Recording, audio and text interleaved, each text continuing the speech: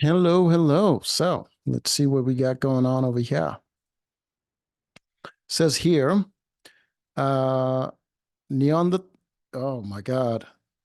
How Neanderthal language differed from modern human. They probably didn't use metaphors. Well, they're very literal, I guess. Ah, my God. That's skull action right there. That's some, that's a bump. The Neanderthals, Homo Neanderthal, okay, unnecessary, fascinate researchers and the general public alike. They don't fascinate me at all. They remain central to debates about the nature of the genus Homo, the broad biological classification that humans and their relatives fall into. Neanderthals are also vital okay, for understanding the uniqueness or otherwise of our species, Homo sapiens. We share an ancestor with the Neanderthals around 600,000 years ago. They evolved in Europe while we did so in Africa. Yeah, they evolved before dispersing multiple times in Eurasia. The, the Neanderthals became extinct around 40,000 years ago. They're probably too literal, man. You don't use metaphors. How you tell good stories? You know what I mean? Probably bored to death.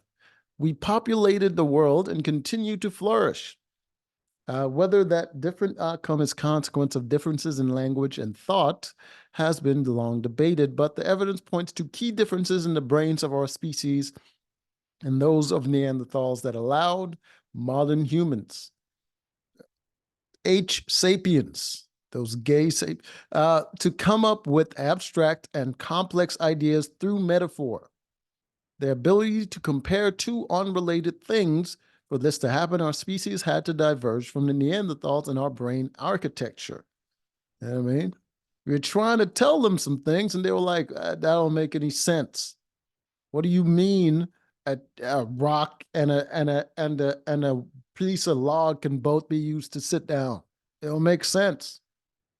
Some experts interpret the skeletal and archaeological evidence as indicating profound differences. Others believe there are none, and some take the middle ground. Okay,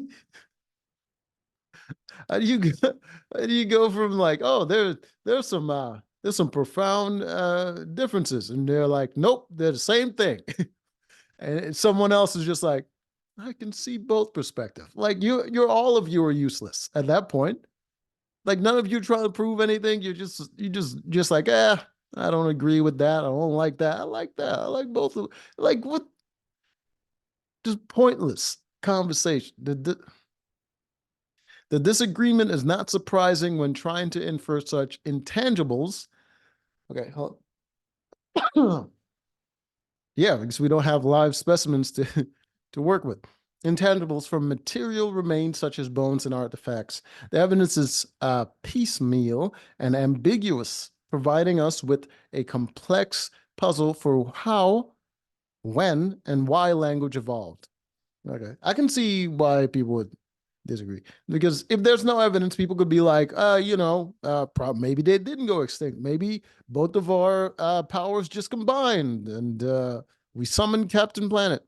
Um, the evidence is piecemeal, blah, blah, blah, providing us with a complex puzzle for how, when, and why language evolved. Fortunately, recent discoveries in archaeology and other disciplines have added several new pieces to this language puzzle, enabling a viable picture of the Neanderthal mind to emerge.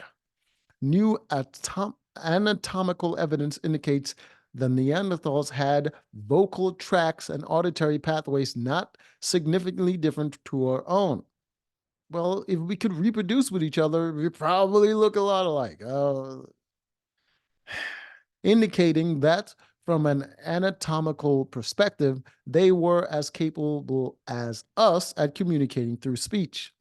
Makes perfect sense. A tiger and a lion can reproduce with each other. Guess what? The vocal cords is very similar. The discovery of Neanderthals' genes in our own species indicates multiple episodes of interbreeding. No shit. Said we had a common ancestor, so it makes sense why that would happen. Some people like that long head, a little bit of room in the back, which implies effective interspecies communication and social relations. Well, you don't have to talk to bang. The discovery of Neanderthal wooden spears and the use of resins for making tools from separate components have also enhanced our views of their technical skills. Well, if they're very literal, they will literally make some stuff while we sit around thinking about things.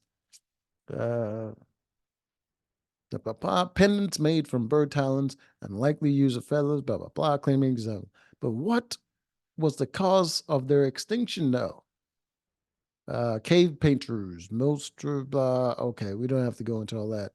Iconic words. While such evidence have been, all right, now you're just making stuff up. How do you have so much to say about a creature that doesn't even exist, and you just all you have is bones?